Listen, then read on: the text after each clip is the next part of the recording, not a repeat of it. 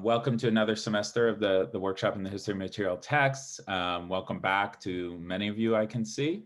It's great to have so many people from far away while we're on Zoom. I'm Zach Lesser, professor in the English department, one of the organizers of the workshop, along with Jerry Singerman, who's humanities editor at the Penn Press. Hello, everybody. And John Pollock, curator in the Kislak Center. Hey, friends. Philip Mogan, who's the Brisdell-Schoenberg Fellow in the History of Material Text. Everyone. And we have with us Peter Stalybreast, founding director of the workshop and inventor of Philip's title. Peter, are you there? He's quiet. Peter says hello mutely. Yeah. So since I believe the workshop officially began in January, mid-year, so I think that means we have now entered our 29th year of weekly meetings. And I want to encourage you all to check out our website, pennmaterialtext.org, for a searchable database of talks going back about 25 years, as well as the full schedule of this semester's sessions, which looks like a terrific one with some people who are totally new to the workshop, and including our spring regulars, presentations from Peter and from Roger Chartier. And you'll also find a link there now to our YouTube channel, where we put up recordings of the talks afterwards. So if you missed any of the great talks from last semester, you can find them there. I'll also just put that link in the chat now.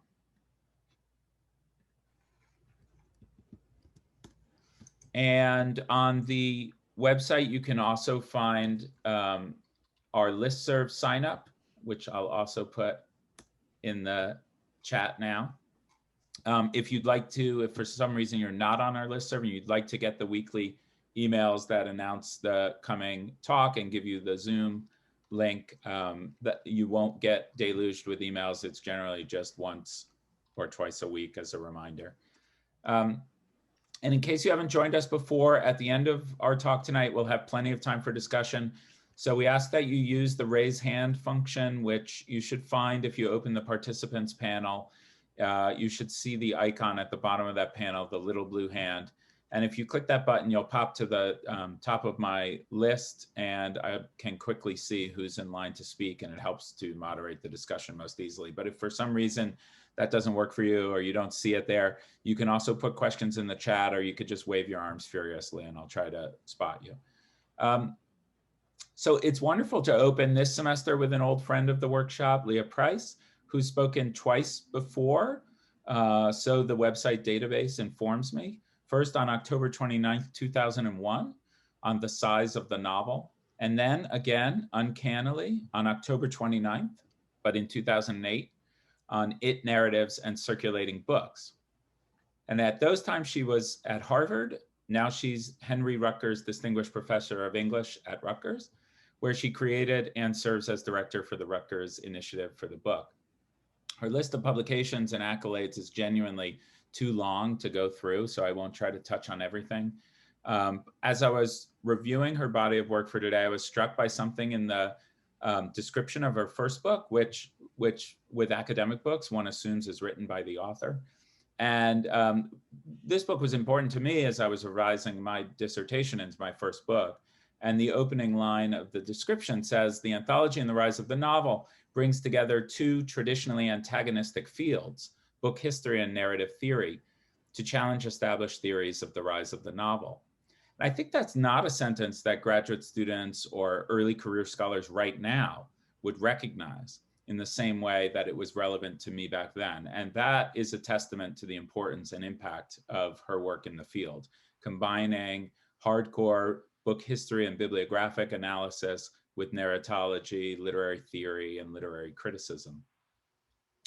So as I said, there's way too much to talk about. Her books have all won multiple awards, but I also wanted to single out her most recent book, the more public-facing, What We Talk About When We Talk About Books, which has been very widely discussed in the press and which I find exemplary in its ability to bring our work to a wider audience without sacrificing rigor, subtlety, and complexity.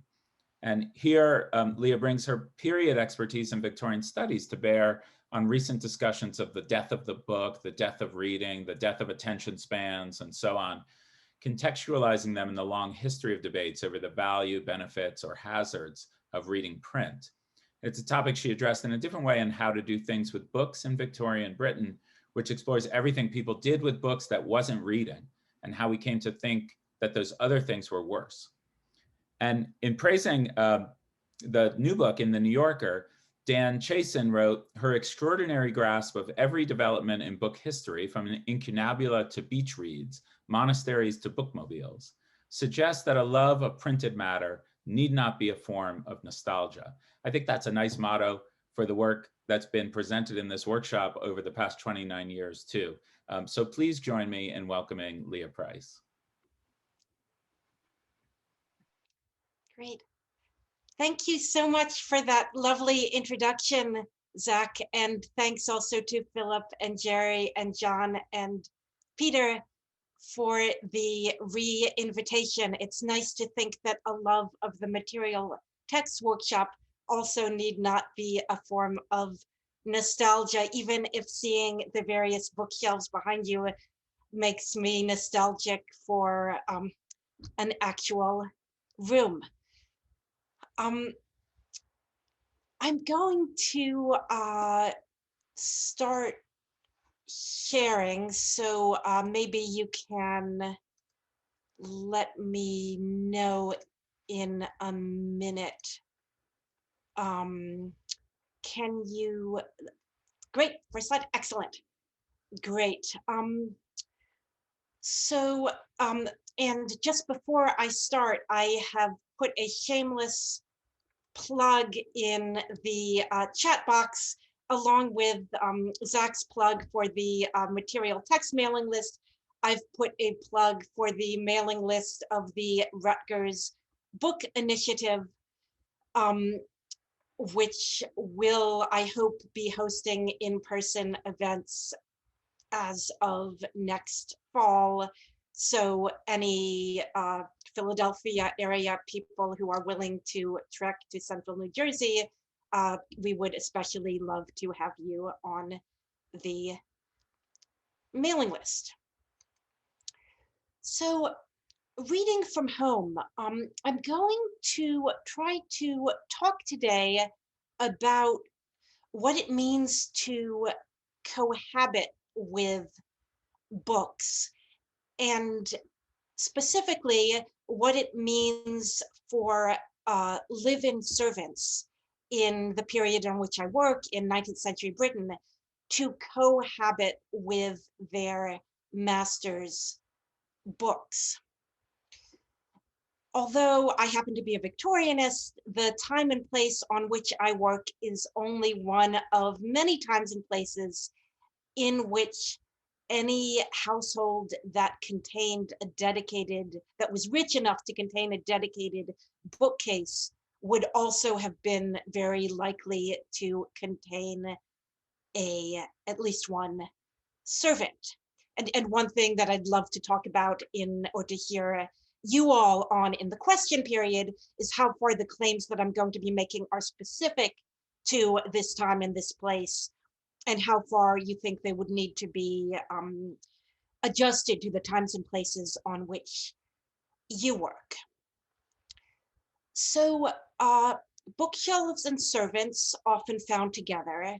This doesn't necessarily mean that the owning of books went with the hiring or giving orders to servants.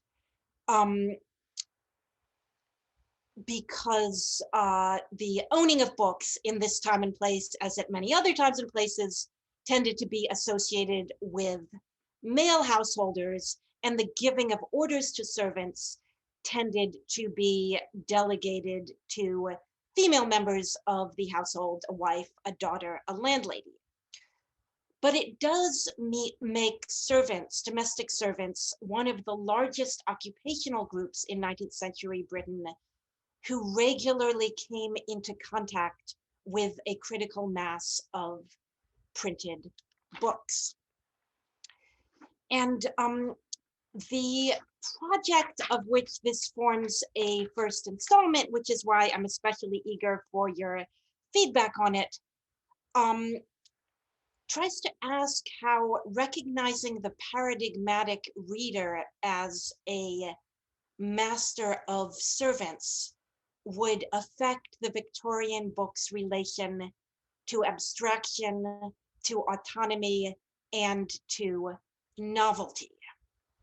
And I'm going to be thinking today about that first question, the question of abstraction, by looking at three different types of source. The first involves household manuals addressed primarily to young middle-class women, but often bought by someone else to be given as a wedding present to those women. The second category involves advice addressed to male bibliophiles. And the third category, which I'll be talking about in most detail, involves religious tracts fictionalizing a young girl's entrance into domestic service. I'll just show you a few of these. You can probably guess from the bindings that they are they're marketed primarily to Sunday school teachers and patronesses to be given as presents on leaving school and leaving home and starting a first job. So that here, as for the household manuals, the market diverges from the addressee. They're made to be sold to someone different than the person by whom they're made, at least in theory, to be read. And you'll also probably have noticed from these slides that the titles often involve the phrase first place, my first place, her first place, Jenny's first place, Susan's first place, young Susan's first place, sometimes mixed and matched with subtitles like A Tale in Humble Life, A Story for Domestics, Adapted for Servants, A Domestic Tale, for girls intended for service. And I'm triangulating these three genres, the household manual, the bibliophile advice, and the first place religious tract, because they all grapple with the care of domesticated books, of books that live in a household, as opposed to those that live in a school or a library or a club or an office, or even in a lodging house. Because one thing that I'm interested in the longer project is how the meaning of the book differs for Victorian householders than it does for Victorian lodgers, those many literary men and the odd literary woman for whom owning and writing in books forms a kind of foil for the residential instability created by the lack of a career path. So people who own a set of books without being householders. But the other obvious context for this project, which you have probably guessed from the title, is the year that many of us have spent reading from home, not reading in libraries, not reading on trains, reading materials scanned and uploaded and cherry-picked and trucked in less lucky workplaces before arriving at our doors. And I want to spell out that obvious backdrop to the reading that went into this research, in order to acknowledge how consistently the patchwork lockdowns of countries like the United States, which combine underdeveloped social solidarity with overdeveloped e-commerce, have made reading a kind of antonym for essential work. So that on the one hand, we have the stay safe, read books, stay home, read books, messages put out by bookshelves, some of which very early in the first lockdown pivoted to selling branded face masks and other swag that is light and easy to mail, which seem to reduce reading to a kind of safe word, with the page joining the screen as venues for what Samuel Johnson might have called mock encounters, a kind of retreat. And then on the other hand, as a mirror image for that safe textual consumption, the risks run by workers who distribute reading matter.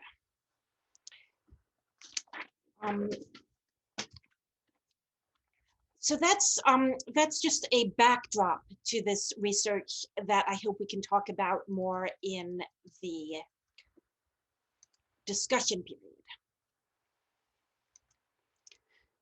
The sorting of textual retreat from bodily exposure that we've seen during the pandemic makes it easier to notice until how recently many books crossed readers' thresholds in the care of servants. And here I'm thinking of, especially of James Raven's research, which establishes the dependence of 18th century circulating libraries and booksellers on servants, on buyers' servants to collect orders. But I'm also thinking about the evidence that the speed with which the latest releases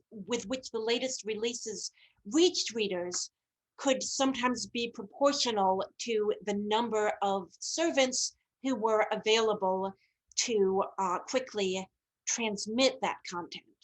So that as late as 1844, we find a London footman complaining of his mistress that from the moment a new Waverley novel was advertised, what ratings did I not receive if I happened to be detained on the road? And even at the end of the 19th century, we find Henry James observing that a certain feeling for letters must have rubbed off on the butler from the mere handling of his master's books, which he was always carrying to and fro and putting in their places. Now, that last phrase, putting in their places, is clearly a resonant one in relation to servants. And in the middle of the 20th century, the former housemaid Winifred Foley, in her unpublished autobiography, describes understanding what she calls my place on the bottom shelf only after being asked to clean, and I'm quoting again, a magnificent Chippendale bookcase filled with leather-bound volumes. The mistress usually kept it locked. Now I had to take every volume outside, open it, bang it shut in case it had gathered dust, then rub the covers with a special oil. When Hardy complains in 1890 of circulating library books made to wear a common livery in style and subject, the metaphor of livery of a servant's clothing signals the degradation of the novel. But Foley does the opposite.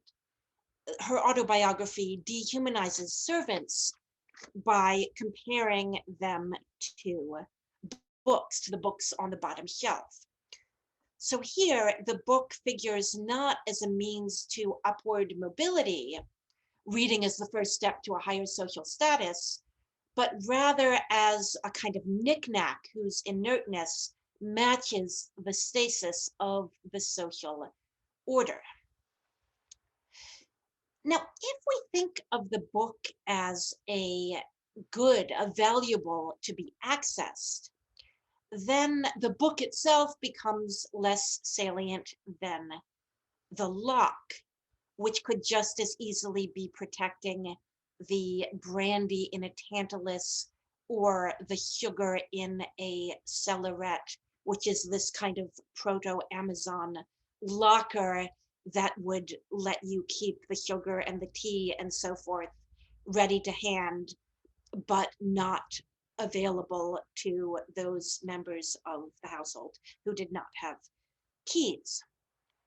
The book's interchangeability with those consumables, the brandy, the sugar, the tea, for the purposes of first place plots, in which a protagonist learns to bear unjust suspicions of theft, casts books as consumables. That is, it suggests that books are used up in the course of each reading, in the same way in which sugar or tea is used up when somebody enjoys it. In Foley's memoir, though, stigma is signaled not by the locked bookcase, but on the contrary by the moment when it's opened for cleaning, as if access to texts is less the issue than responsibility for books, so that the text is a source not of liberation, but rather of make-work. In reading Victorian household manuals, themselves cut and pasted from a motley array of earlier household books, sermons, and popular science, can help explain why. The Evangelical Servants magazine in 1842 offers instructions for burnishing leather and oiling bindings with lavender oil to inhibit mold. And I would be interested in anyone here who works in preservation to know whether this is actually a good idea.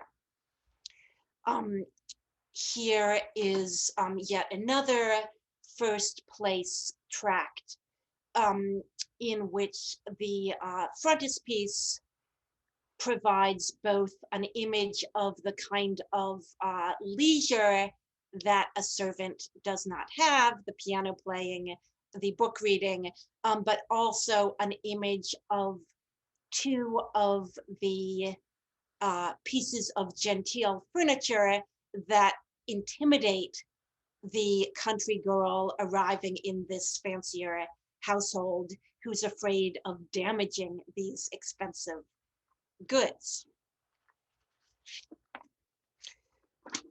The labor needed to maintain books and to maintain the furniture that contains them, according to these manuals, may help make sense of a 1927 magazine that portrays a charwoman saying, "Thank goodness there will be no books in heaven." And one running joke of this literature involves a kind of antagonism between the book lover, presumably male and upper class, and the maid, female and of a lower social rank.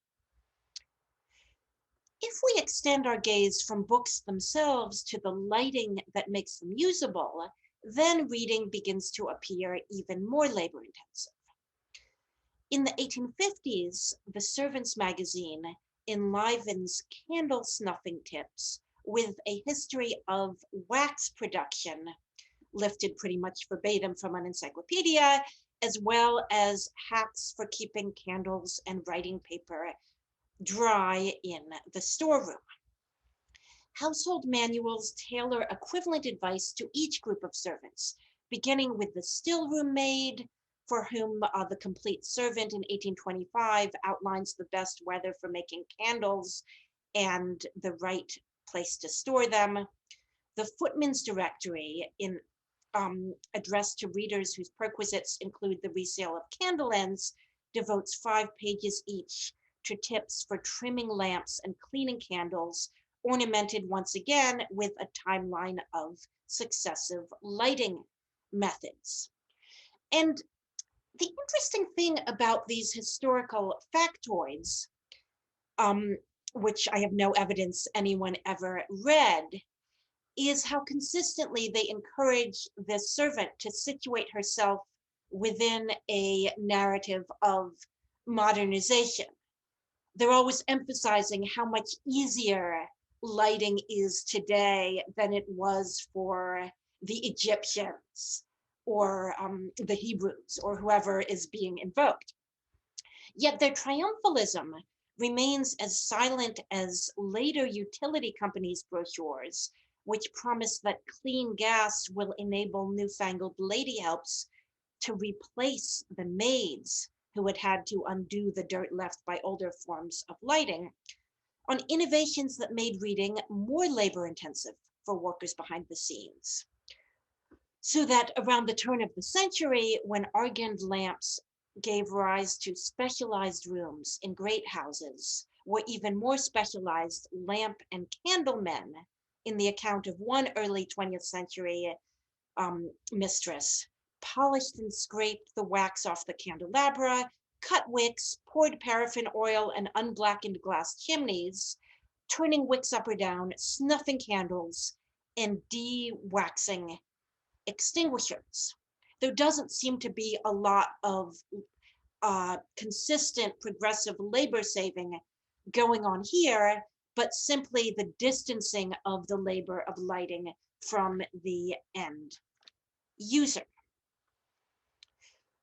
Whether that work was performed by humans or by inanimate devices mattered less, to judge from one 1858 household manual that assimilates servants to the candles that they lit, declaring in an old saw that fire is a good servant, but a bad master.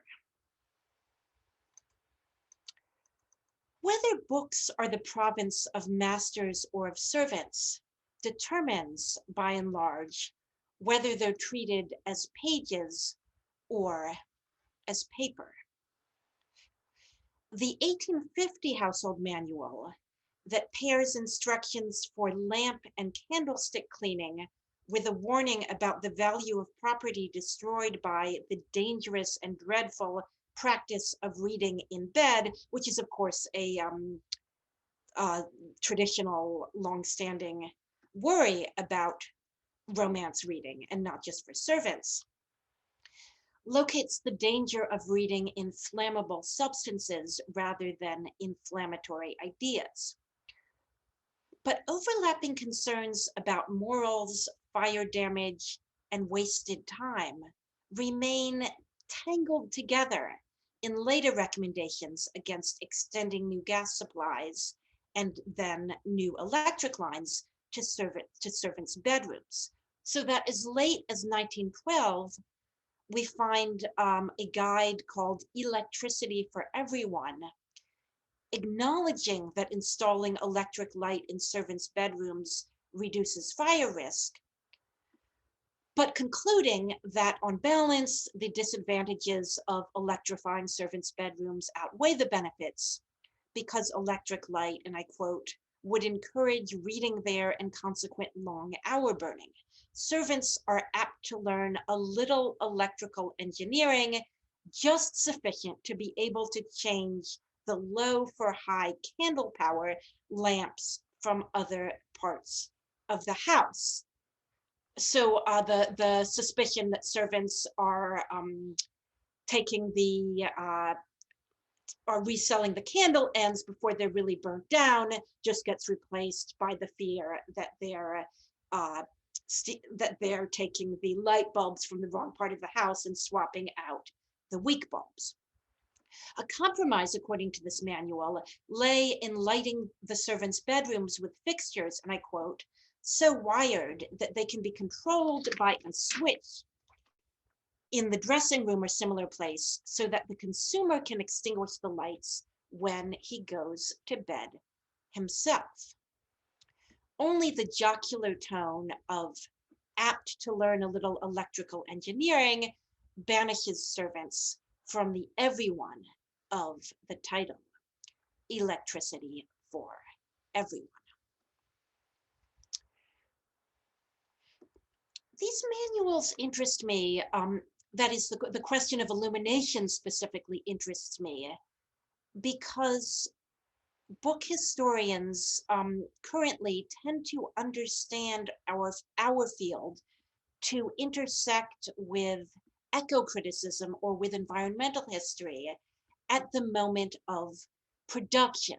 So I'm thinking here of projects like, say, Eric Slaughter's analysis of Walden's carbon footprint, or Joshua Calhoun's account of papermaking, or Stephanie Lemenager's calculation of the carbon footprint of a university press monograph, such as her own Living Oil. And everyone here can probably think of other examples, including the research of some of the people who are here today. But these servants' manuals, I think, push us to relocate a concern with fossil fuels to later stages of the communication cycle, not just to the making of books, but to the using and the usability of books. And in fact, where middle-class fiction, where the kind of fiction that is addressed implicitly to the masters of servants tends to signal filial piety through the scene of a daughter's reading aloud to her aged father,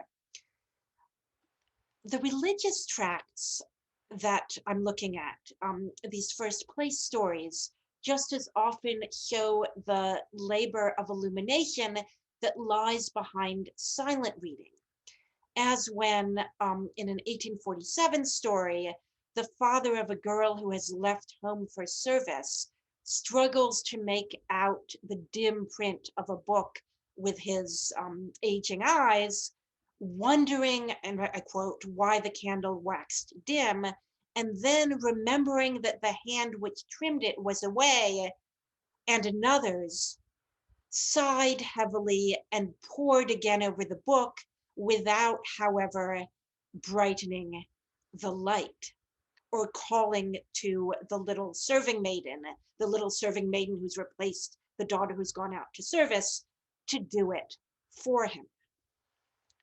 If we extend from computers to candles the Cold War era concept of tech support, then servants would seem to replace masters as the experts on books and reading. So we find a kind of analog here to the logic of classic stage comedy, where the master is the last one to know the gossip that Figaro or whichever servant knows already, except that the thing being known here is not gossip about people, it's information about the needs of books.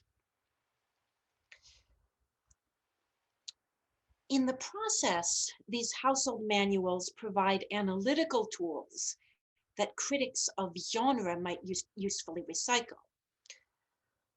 We could extend, in this logic, we could extend Devin Griffith's recent demonstration that extraction-based lighting technologies, the oil lamp, the gas light, and the limelight, and here I'm quoting from a 2018 essay by Griffiths in Victorian Studies, produced the multi-tiered visual ecology on which melodrama depended.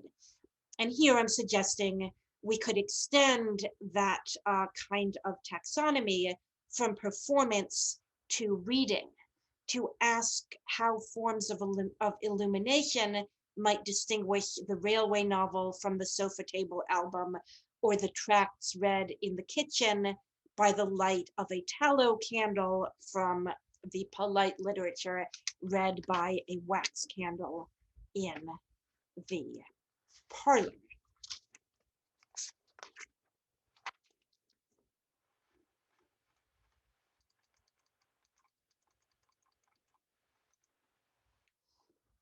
Now, I would not be telling you anything that you did not already know if I said that the household manuals that I've been talking about are outliers, in the sense that the vast majority of Victorian print culture addressed to readers who employed servants was not about servants and was not about being a master of servants. Only a novel as eccentrically systematizing as Sandford and Merton would open by introducing a character's father as the master of many servants. And in any case, this fact is mentioned only because they are enslaved. Fewer still are the books that acknowledge the lighting or dusting that will make their pages usable. Middle-class courtship plots teach girls to become mistresses in ways subtler than the ways in which religious tracts about the first place teach their age mates how to become good servants. And even the kind of word problem that feature in Victorian arithmetic textbooks. If I pay my servant £18 a year, how much is that per week? Take the employment of servants as their background rather than their subject. In fact, where down market tracts represent books as labor sinks or competence tests, middle class print culture by and large makes reading the antonym of household cares. We find masters acknowledging the material attributes of the book only by and large when they put themselves in the servant's place. Thus, Molly Panter Down's account of post-war English life, One Fine Day, measures social change by the dust settling onto a book. This is what's happening in a household in which an upper middle class household in which after the war, the servants have left. So Panter Downs describes the dust settling onto a book as a pressed spider and a few strands of cordy, cobwebby stuff fluttered from between the pages. Like the housewife in Punch, who complains that she can write her name in the dust, only to be told, Lord, ma'am, so you can. Now, I never had no education myself. I'm sorry for the cut off slide. Panter Downs's protagonist places inscription in the service of delegating household labor rather than the other way around. It's not that the servant is needed to clean books so that they can be read. It's rather that the amount of dirt on the book is tested in order to gauge what it means to be living without servants. Later, when the protagonist's husband goes to the bookshelf, it's not in order to select reading material, but rather in order to confirm the uselessness of the part-time cleaner. He ran a finger along the top of the books and, as usual, brought it away grubby. So books seem to function here as a kind of fossil that embodies the quantity of labor that in the 1840s can no longer be commanded by a successful upper middle class journalist. And if the servant personifies the materiality of the book, Conversely, the book's susceptibility to entropy, basically to the laws of physics, becomes a proxy for the servant problem. The presence of servants here signals the neediness of books. Yet the one point on which bibliophilic essays, and here I'll come to my third category of evidence, the one point on which they agree with household manuals is that those two domains of life, books and servants, shouldn't mix. The manuals for bibliophiles explicitly banish servants from the library, advising readers to ask wives to order servants, never to venture near the books with a duster. And the example of this that many people in this workshop will probably think of for yourselves is William Blade's The Enemies of Books, this great fin de siècle set of essays on the care of books, which takes on a kind of jocular tone at the point where Blades complains that your help will spring clean by piling the books high for dusting, and her notions of the center of gravity are not accurate. I could multiply the examples in the books for bibliophiles, but let me quote instead an 1853 household manual, which follows instructions for spring cleaning by acknowledging that a literary man would rather have a lion let loose upon him than a cleanly housemaid. As exceptions to the domestic rule, bookshelves replace manual's usual complaint about servants' lack of initiative by the fear of excessive zeal. So this is a kind of damned if you do, damned if you don't situation for the housemaid. An 1853 manual explains that a housemaid should never exercise her own taste in arranging books in a gentleman's study. And another describes a set of books which had recently been sent home, beautifully bound, all found soon after to be spotted with oil.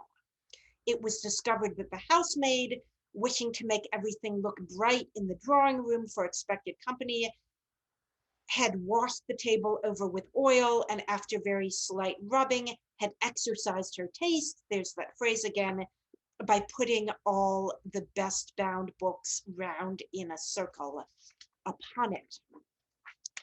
And I've been thinking about these manuals partly because of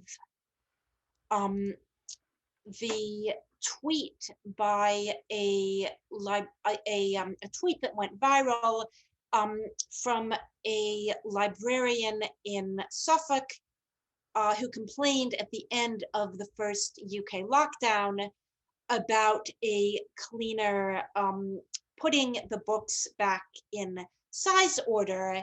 A tweet which I think touched a nerve partly because it steers so close to current concerns within public libraries about mission creep and about librarians being asked to wipe surfaces, act as custodians of a physical space at a time when the kinds of library-related work that don't involve physical spaces are being minimized or made invisible by policymakers.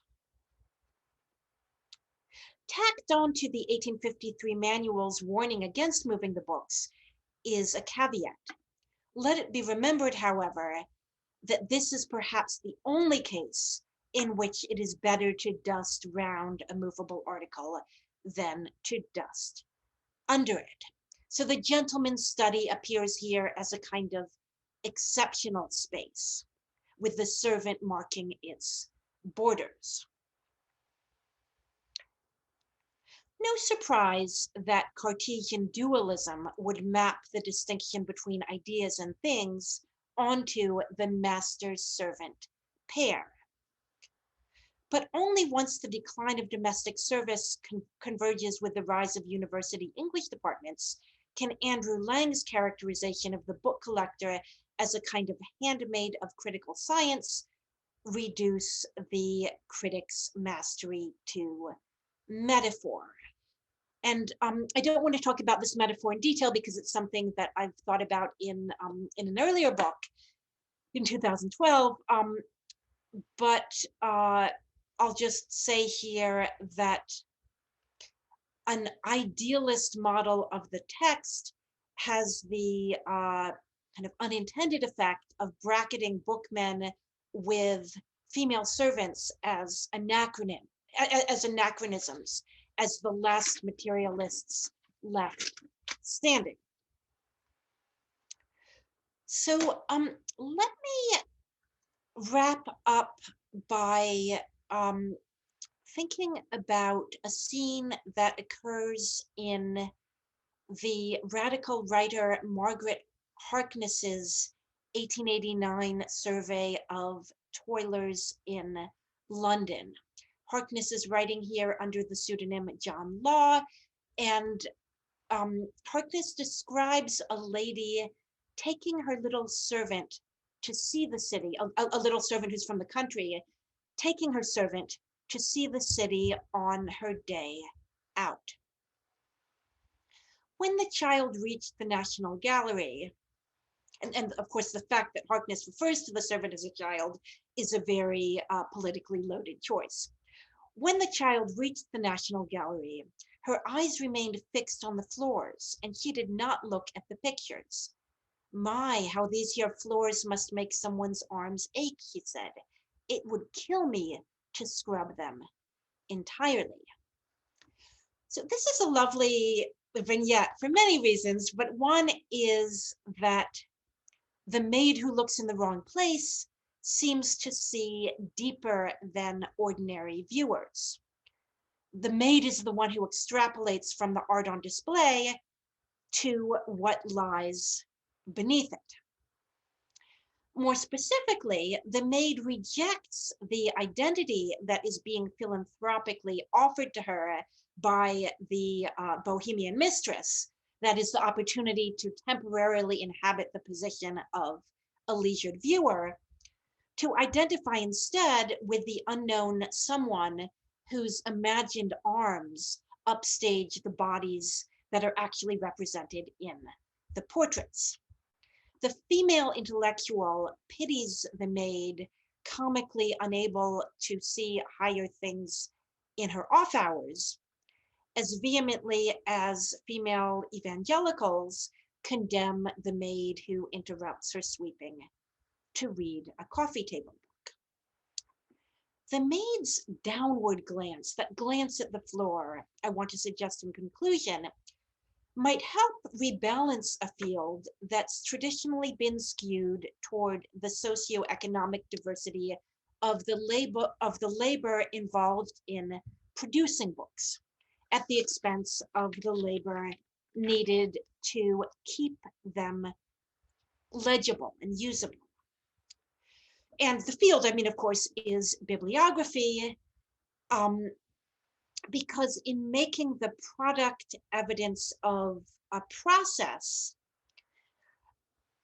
like the servant who looks at the pictures and sees the labor that keeps the floor clean, the human producers reconstructed by bibliography have always stretched further down the social scale than author-centered literary or intellectual histories would allow. And I'm thinking here particularly of the work of early modernists like Tony Grafton or Anne Blair, that uncovers hidden helpers such as amanuenses or daughter scribes, servant amanuenses in some cases, or daughter scribes. But I'm also thinking of recent work that has expanded the range of activities that count as bookmaking as a way of extending the range of racialized actors involved. So I'm thinking here of work like Jonathan Senshin's reconstruction of the traces of enslaved people who, to quote from his 2019 book, Set, Cleaned, and Organized Type, Pulled Impressions on Hand Presses and Cut Engravings. Or I'm thinking of work like John Garcia's, where Garcia drills down even farther to African Americans' role in early US print shops, binderies, bookstores, and paper mills, down to the mundane but still necessary work of building maintenance, urging historians of print culture to widen our remit to activities as apparently peripheral as paving the sidewalk outside a printer's shop, with part of Garcia's point being that this allows us to include actors who are not themselves literate. What Garcia does for the spatial boundaries of the workplace, I'm suggesting an attention to servants might do to the temporal boundaries of the book, extending the attention lavished on compositor B to, for example, the coal stokers, recalled in Sharon Washington's memoir, Feeding the Dragon. And for those of you who don't know it, this is an extraordinary memoir of Washington's father's work as a custodian in a branch of the New York Public Library, in which a large part of his job was involved fueling the boiler, the eponymous dragon, might reveal what categories of person come to the fore at different phases of the book's life cycle. And stretching from print shop to drawing room, the worlds of work, in Adrian Jones's phrase, that converge in the printed book, might reveal the interdependence among those groups that forms the material and conceptual precondition of mastery. Thank you, and I would love to open it up for discussion now. If I can have a second to look at the chat, maybe I can try to speed digest some of the questions there. Thank you all. Thank you, Leah. That was a great talk. And there's, I'm sure, a lot of people who would like to ask questions. So if you're looking at the chat, people can get their thoughts together for questions. Again, use the raise hand function, which may be in your participants panel. For me, it's migrated to reactions on the main panel in the, I guess, in the latest update. And if you can't find it, you can put your question in the chat and I can ask it for you.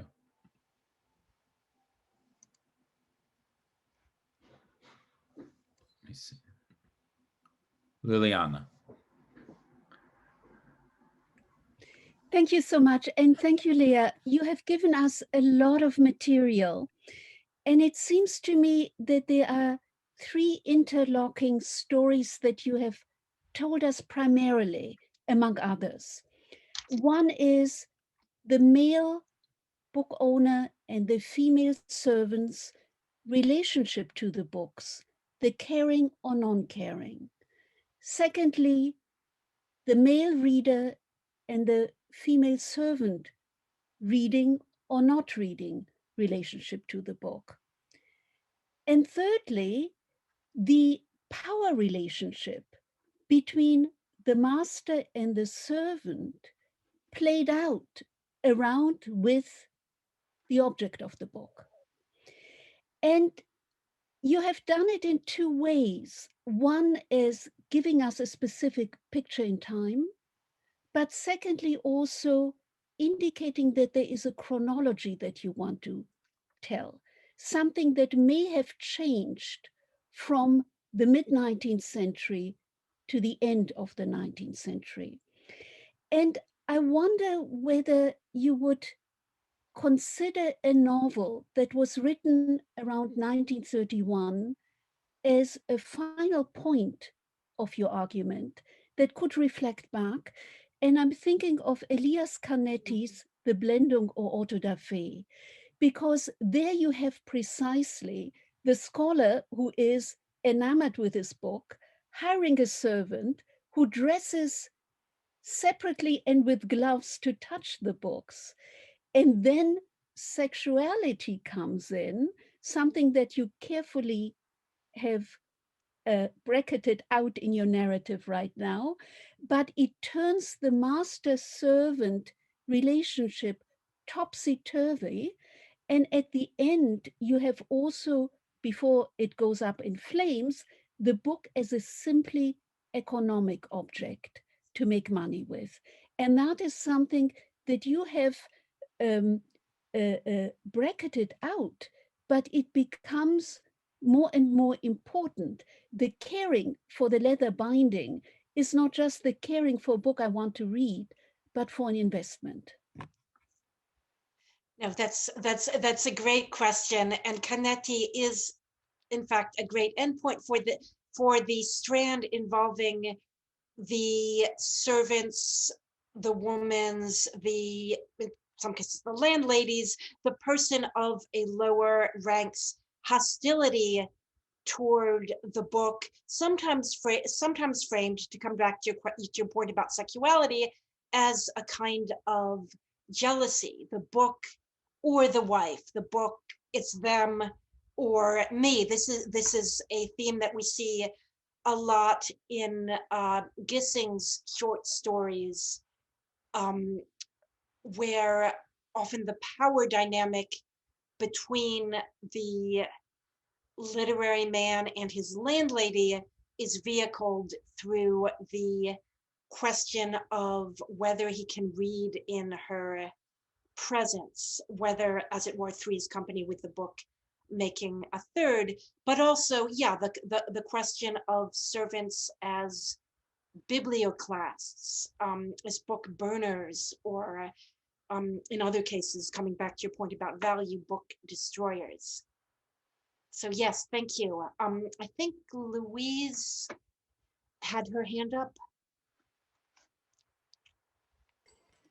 Hi, thanks so much for the talk. It was brilliant. And I suppose one of the good things about the pandemic, as you might have noticed from my accent, is that I'm in Scotland right now and I'm able to attend. So this is great. I really loved your presentation. I liked your sort of work on material culture and sort of objects of books. The thing I was wanting to think about is you were talking about sort of the servant tracks for female servants.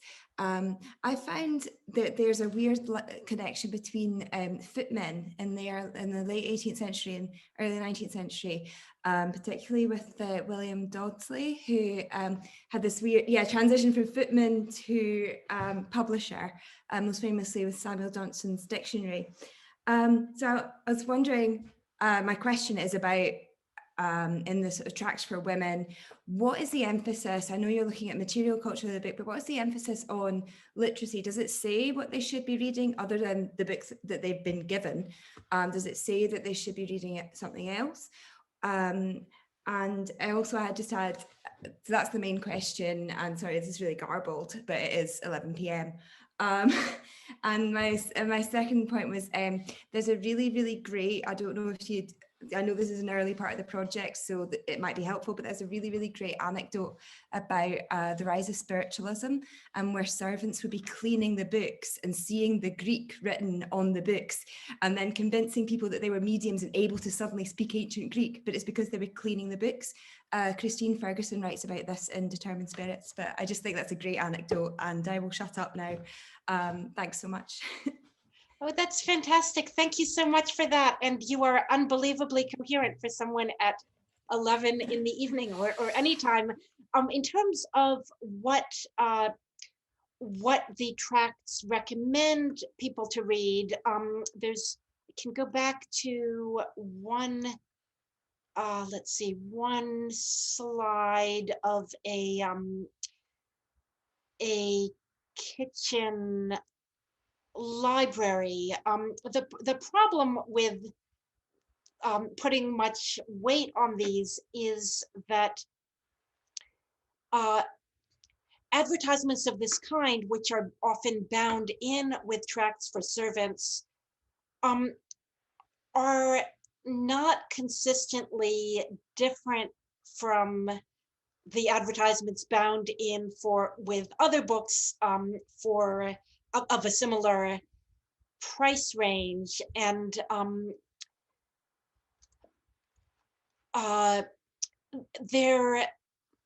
unsurprisingly, there seems to be a lot of opportunistic recycling, which also seems to be the evidence of those few national trust properties where pieces of a servant's library is extant. What seems to have been read in the kitchen is not some kind of systematic utopian, ideologically effective, false consciousness breeding ensemble of books for and about servants. It's rather the kind of physically grubby, out of fashion crap handed down from the drawing room in a very disorganized and hard to interpret way, which, I mean, here I'm thinking of Peter's work on, or of Peter's set against originality, because the physical recycling of Master's books in the kitchen in some ways seems to provide a material counterpart to the textual recycling that is completely rampant in these household manuals that are, they're basically the kitchen sink. It's early modern recipes mixed with bits of improving knowledge, mixed with completely random factoids, and sometimes with the effect that you'll get say an anecdote about the natural history of the cockroach next to the story about the girl who complained about the damp in the kitchen, but realized later on that her housing was actually perfectly adequate. So so that, yeah, it's just one of the things that I would be grateful for people's advice on is how and where to apply interpretive pressure on texts that by definition are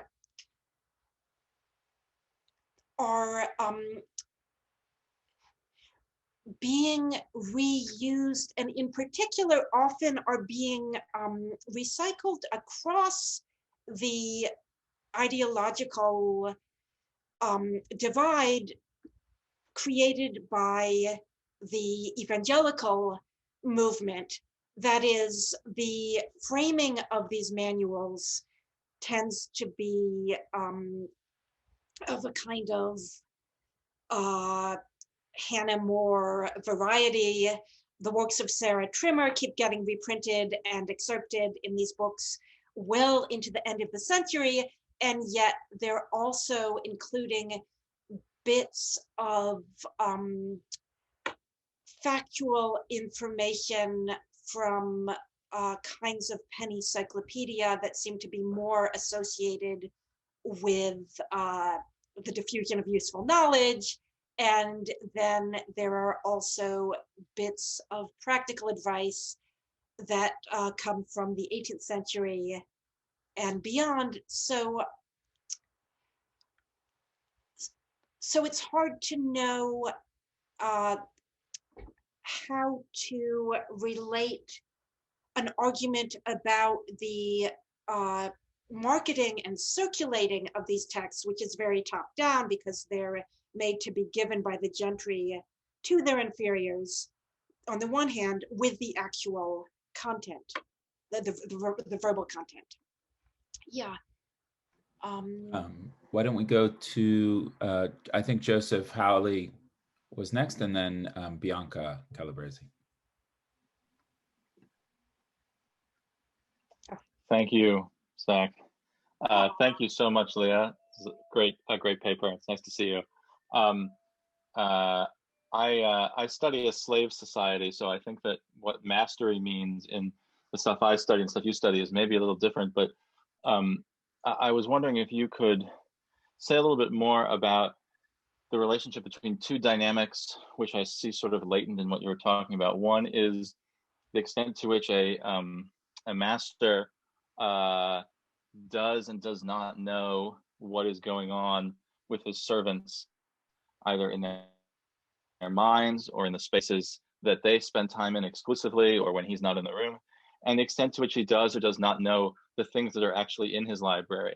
So if books are signifying his decor in these various ways, has he actually read them?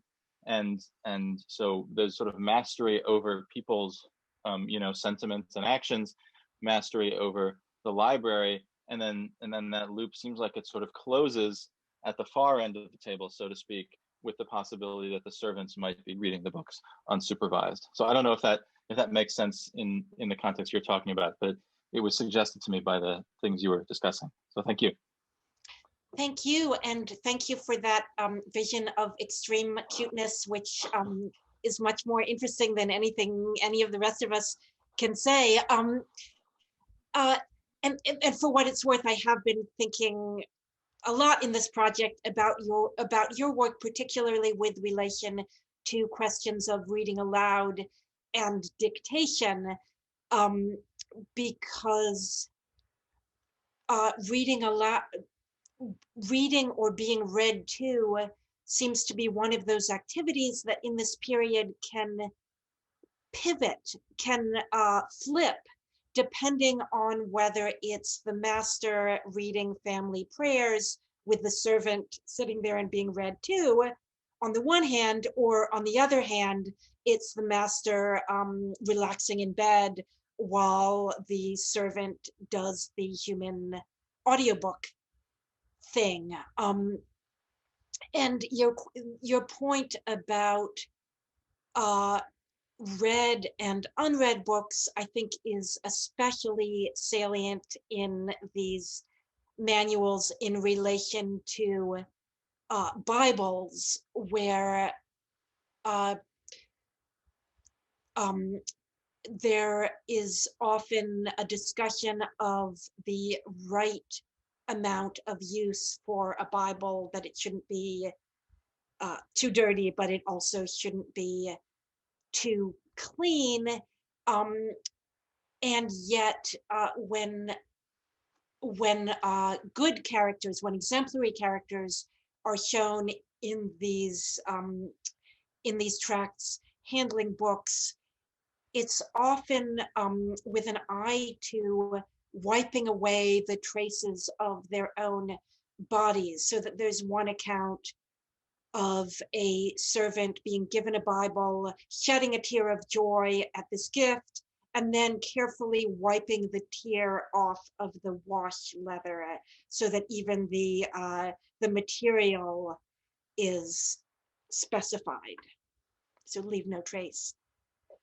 Yes, and that is one very well-behaved child. Peter. Yeah, let's go to Bianca, and then Okay. Peter's muted anyway, so he can't speak. Sorry, Bianca. Thanks. That was an extraordinarily rich and fascinating talk, and particularly thinking about a book like To the Lighthouse, which, although it's written in 1927, is looking back to a Victorian world of books in many ways. And I was, so my question is, because I'm thinking of poor Mrs. McNabb, who has to take all the books out and lay them on the lawn in the sunlight to get rid of the mold, and how she says she's too old for it and her legs are, her legs hurt too much to do that work. What's the function of this, imagining the servant or representing the servant as a young body as opposed to an old body? It seems as if so many of your examples imagine them certainly new in mind to this work, but also to have a body that's very specifically placed in time and in the life cycle. Yes, and that might take us back to Liliane's point about, or that I bracketed sexuality here, since the elephant around which all these tracts are obviously tiptoeing is the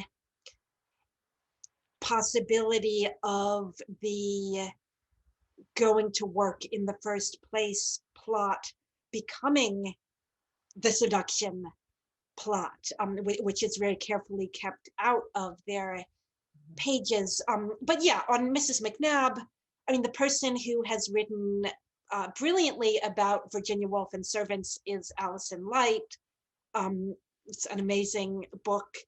And the youth of the servant, I don't think it would be too dismissive to say that that's partly a generic question. That is, the novel in general deals with young people.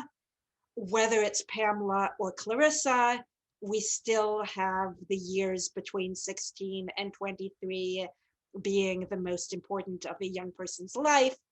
And the plot of The First Place formally shares many characteristics with the middle class courtship plot, except that in place of a social debut, it's a vocational debut, but it's still leaving home, leaving the parents, being confronted with moral choices and the need to make judgments about others' character. On the one hand, and then on the other hand, you could say more cynically and more book historically that a reader of these books does not make old bones. No one is buying these tracts for themselves. It's something that girls get as school leaving prizes. And so, although they're very different from what in the same era had come to be defined as children's literature, because teenage servants are not socially children, and that's why it's so striking when Margaret Law refers to the servant on her day out at the National Gallery as a child. Nonetheless, these are books for beginners. They're books for people just setting out in life. They're not for Mrs. McNabb, and that's a really interesting question about what happens later on. So thanks.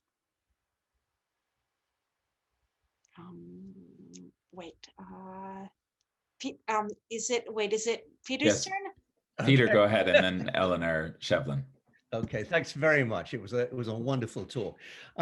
What sort of struck me was the sort of main image that you seem to be giving is of a very particular kind of book, which is the book in the bookshelf.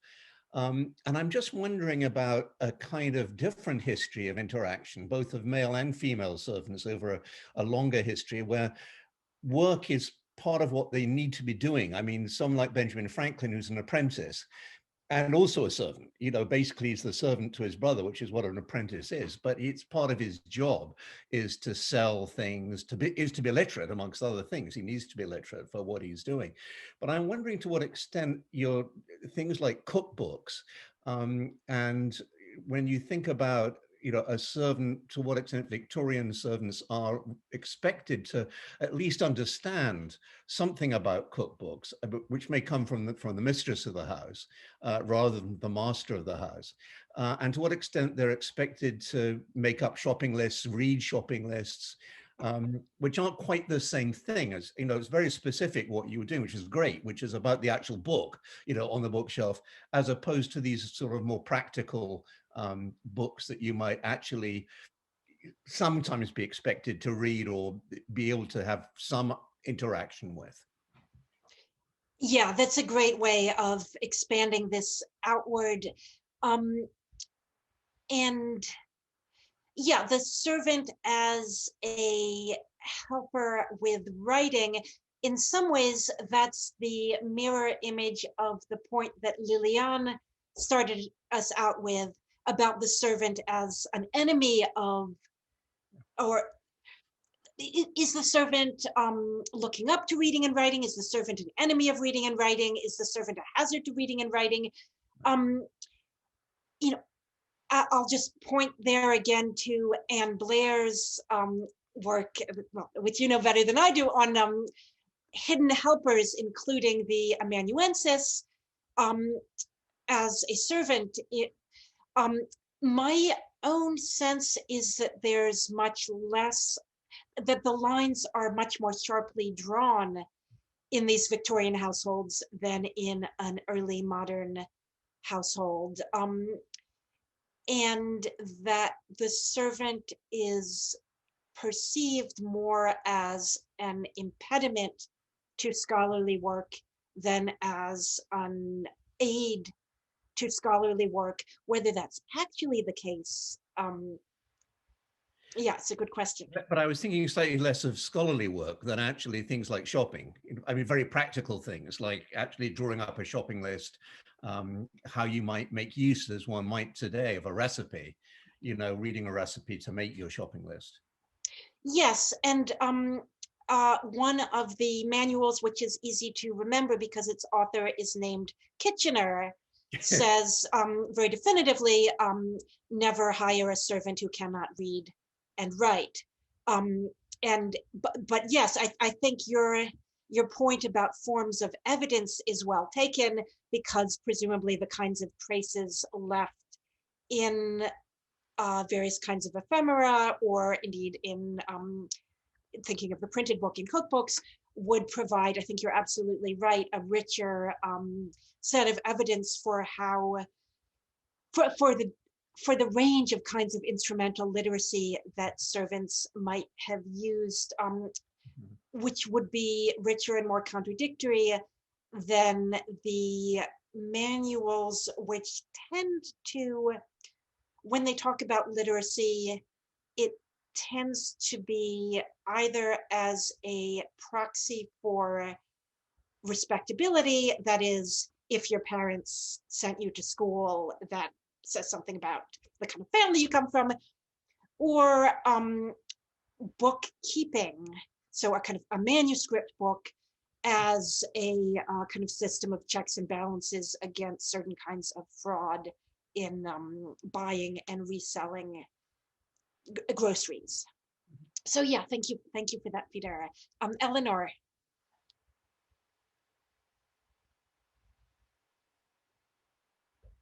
You need to turn on your sound. Eleanor. Sorry, thanks, Leah. Oh, wait a minute. Yes, wonderful talk, Leah. I just really enjoyed it. You probably haven't had time, and maybe it's too incidental, but I wonder if you know anything about S.W. Partridge. I mean, it seems like it's a publisher for children as well as these gift servants books. And how about any of the women writing them? I mean, these are other forms of producing and labor. Are they writing so they don't have to go into service? You know, I'm interested in the kind of dynamic that way, and what is their authority? I mean, it's to give these to women that are, to young girls that are about to occupy someplace as servants, is sort of an interesting that this is their gift. And again, it's very practical. It's very didactic too, in a way. That's a great tip about Partridge. Thank you. Yes, and I will just say, in terms of the kind of living versus writing question, that the authority of these manuals, the source of their authority is interestingly unstable, because they will both, you can both find cases where the classic case where the hack writer claims to be reporting on what is done in houses of the nobility and gentry, but also in the other direction, you find the writer saying, you know, all of these recipes come direct from my cook, or I interviewed footmen to write to come back to Louise's point about the footmen. So there's both upward and downward claims of authority relative to what we can figure out about the actual social status of the authors, with the one constant among the authors being that they are less likely than the persona of the household advice giver to be a householder with a vast and differentiated team of servants. You know, it's often the person living in lodgings writing about this Downton Abbey-esque social world. Zachary, yes. Yes, another good thing about my new version of Zoom, it lets the host raise their hand, which it didn't used to. So I was wondering about the really interesting genre of advice in the bibliophilic books about don't let the servants near the books, because there's clearly in these houses there are things of far greater value than these books, artwork, silver, wine cellars, and these are all things that servants are expected to clean and handle carefully, and you could certainly train someone in the special requirements of cleaning books. So I wonder if you could say more about what you think those stories and injunctions say about perhaps particularly in this developing world of bibliophilia, antiquarian book trade, and collecting, of the kind of particular relationship of books as opposed to these other valuable household objects to the master, to the gentleman. That's a really useful comparison, because yes, to the extent that the candlesticks probably cost more than the book, I'd say two answers. One is that there's a specialized category of servants whose job it is to be responsible for the candlesticks in a way that there is not, and again, maybe this is different in earlier periods, but there's not a specialized category of servant whose job it is to be responsible for the library, except at the very top of the social scale. You don't usually get a groom of the library, except with these kinds of eccentric, ultra-rich collectors. And if I had to say why that is, my hunch would be that it has something to do with the role of the wife as an intermediary between the gentleman and the servants who take care of the stuff. Now it's about gender as much as it is about social rank. Now it's true that most of the valuable stuff is, except the jewels, are going to be, in some senses, gendered male, right? If you think of the wine and the plate. But the idea of the study as a sanctum into which the servants don't penetrate, I think in some ways is just the reflection of the study as the sanctum into which the wife doesn't penetrate, and therefore the wife can't give the housemaid orders about the right way to put back the books after dusting under them, because the wife doesn't know herself.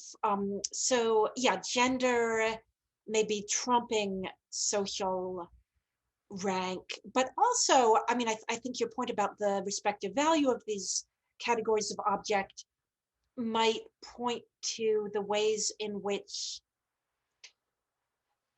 the book is being marked, the book is being singled out, again, as an exception to these kinds of rule, with its value being located not in its market value, but rather in certain kinds of specialized knowledge. And that, I think, is what is supposed to make the anecdote about the maid putting all the best bound books in a circle on the coffee table. It is supposed to make it funny because the best, I think that's partly a joke about the relation of insides to outsides, where the book with the fanciest binding is not necessarily the most valuable book. Yeah, and that tweet, I would say, is trading in that same classed humor, obviously, because the joke is at the expense of the deep cleaner. I mean, it is sympathetic to the librarian who has to do extra work, but it's at the expense of the deep cleaner who has the same relationship to the book as the servant in that story, right? Anyway, John Pollock wanted to ask a question. Thank you so much. This is a great discussion. I'll just throw a couple of things out and do with them as you will.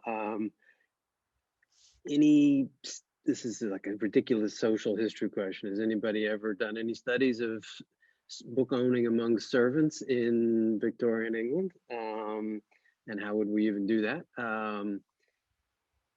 A second question or thread goes back to I'm interested in sort of the evangelical position in this, which sounds like is a big part of your study. And it seems always to me that it's kind of paradoxical, evangelicals often wanting to promote literacy among a lot of ranks. But to what extent then? Was there an evangelical push to encourage servants to be given books, to own books themselves? And with what implications? It seems to me that's kind of an interesting tension that you talked a bit about, but sounds like it'll be part of your bigger project. And I guess the third one is I'm sure you know more about this than anybody. The famous sort of mythical scene of the reading aloud. The reading aloud to the family in the parlor, right? This, are there accounts that you know of? I'm racking my brains, but of servants being present for these readings, being invited to them, sort of being part of the reading circle in that way. So any thoughts on that would be fun. Thank you. Yeah, there are. That's a great question. There are accounts. There are fictional representations of servants being read to, and there are also fictional accounts of that is read to as part of an audience rather than singled out, paired in fact with representations of a servant being asked to read aloud ostensibly for the benefit of the mistress, but actually in order to get the servant, as a kind of philanthropic act, to give the servant an opportunity to practice their reading. So there again, I think the reading aloud it's on a knife edge. It can pivot in terms of whether the reader or the readee is in a position of greater power and who's conferring the benefit on whom. I think we have time for, do we have time for one last question from Jerry? Yeah. Thank you so much. This has really been wonderful. And not a pressing question, but maybe an additional question. One of the earliest manuals you showed, I thought said it was for servants and young girls as two separate categories. And I haven't heard too much about the young girls who aren't servants, and was wondering, these manuals, if they are given by the master of the house to the young servant, the master is calling the shots, the book is kind of the intermediary.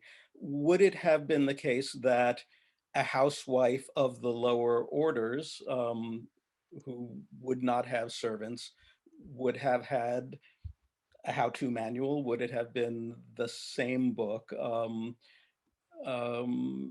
In which case, actually, the book itself becomes the highest authority. And it seems to me the the structures change a bit. But I guess I was wondering about, again, housewives without servants and what kind of instructions they're getting and where they're getting the instructions from, and do they come in the form of books?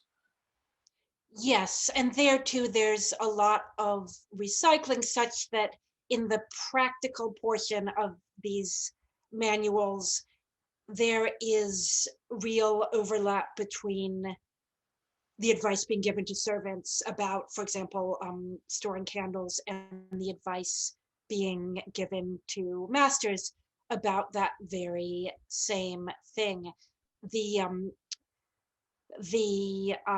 fictional or soi-disant entertaining framing tends to be where the two of them diverge. But when you get down to the kind of how-to strand in these books, yeah, there's a lot of overlap. Thank you. I think we should wrap up, or we're going to keep everyone too late, I fear, especially because we can't offer you Peking duck afterwards. Hopefully by the fall we will. So let me just thank Leah on behalf of everyone for a really great kickoff to the semester.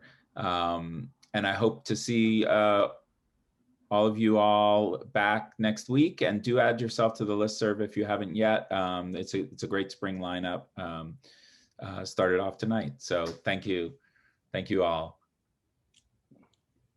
Thank you so much.